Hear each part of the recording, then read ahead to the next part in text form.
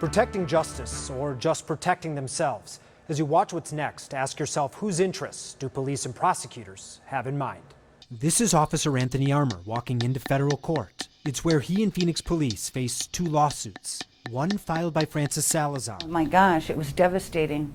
It was devastating. It was worse than a nightmare. I mean...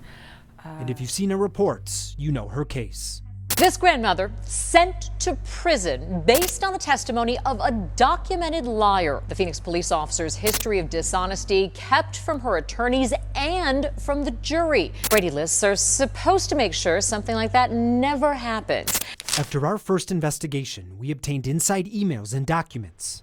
The Maricopa County Attorney's Office knew about exculpatory Brady evidence, Armour's lies, but just sat on it while Salazar sat in prison. What they did to me is wrong, period, all the way around. Before we get to the newly obtained emails, first, some backstory. Armour arrested Francis for drug possession at a traffic stop. He testified she admitted owning a pipe buried in the seats of a car that wasn't hers, that she wasn't driving. No body camera, no fingerprints, no drug tests, just Armour's word versus Francis's.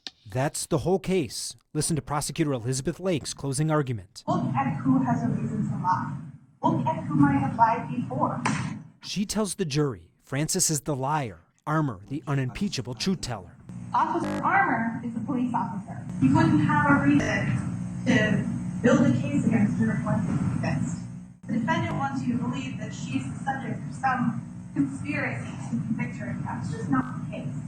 You have a number of witnesses, all of them have a reason to lie. You have an officer who got on the stand and told you, I confronted her and she said, I'll take responsibility for it. That's it. End of inquiry. Just a month after sentencing, emails show Lake learns Armour is Brady listed. He is a liar. But the first question Lake asks her supervisor, do I need to disclose a copy of the Brady packet? Exculpatory information. This is something that gets Francis out of prison. You do everything in your power in that moment to make sure it gets to the right people. It just shows a systemic failing in terms of policies and procedures. Lake also asks her boss, if I were to disclose the Brady packet, where would I file a motion for a protective order to prevent dissemination of the material for non-legal use? And how can we ensure that this material is not copied for the defendant or disseminated to other attorneys? In other words, records show Lake files for a protective order to seal the records, but she never sends the Brady info to Francis's trial attorneys. So they stuck information about his untruthfulness, his dishonesty, his lying, in a now dead old case file after the trial is over without telling anybody? Yeah, and not even that. They didn't even put his conduct or his untruthful acts in the court file. It was just a notice of disclosure. The county attorney's office and Lake have repeatedly declined to comment because of Francis's lawsuit. She spent 22 months in prison before her lawyers discovered Armour's Brady material and got a judge to order her release. Oh, I love you guys. Come here. The final question in Lake's email to her boss, is there something I should have done to prevent this? The answer? Not if he wasn't on the Brady list until after trial. We expect you to be good, but not clairvoyant. Clairvoyant, claiming to have powers to see the future. Armour lied almost a year before Francis's trial. Neither Phoenix PD, MCAO made sure those lies were disclosed. They didn't check or didn't care. That's not a lack of clairvoyance. It's an unconstitutional failure. I mean, do you think if you would have been able to tell the jury, this guy is a liar, he's lied in cases, do you think that would have made a difference? Absolutely.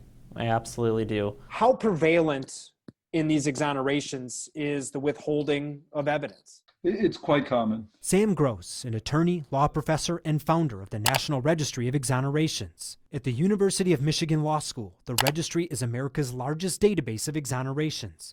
And after seeing our reports, they added Francis Salazar, now one of more than 2,600 cases. My guess is that the number of cases of innocent people who were convicted of crimes and not exonerated is easily 10 and maybe 100 or hundreds of times greater than the number who were exonerated. Gross just published a 218-page research report titled Government Misconduct and Convicting the Innocent. It found concealing exculpatory evidence, which includes evidence like officers' Brady files, is the most common type of misconduct, occurring in 44% of exonerations. It's not just rare, occasional cases. It's a steady drip of cases in which we convict innocent people. By matching our Brady database against disciplinary records, we found in Maricopa County alone at least 175 times since 2000 that police and prosecutors waited to put officers on the Brady list and didn't put them on as soon as they knew about credibility issues. The delays, usually months, sometimes years, and based on the incomplete data kept by officials, the 175 times, likely a significant undercount. But that's the basis for Gross says it's why he believes public data like the registry and our public database are vitally important. It's important because this is the only way we're going to learn how to do better and prevent miscarriages of justice like this in the future. As for Phoenix police, they accept no blame for what happened to Francis. How are you? Good? You're so beautiful. After Armour lied, Phoenix never sent his case to the state police board for a review of his license. They chose to keep him on the force, and he retired this year under an accidental disability claim.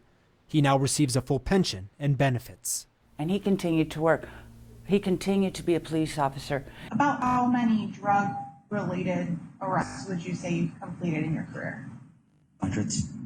Who knows what's out there that he has, created havoc in their lives, who these people are, what's been done. Coming up, staying silent, defending the seemingly indefensible, and veiled transparency.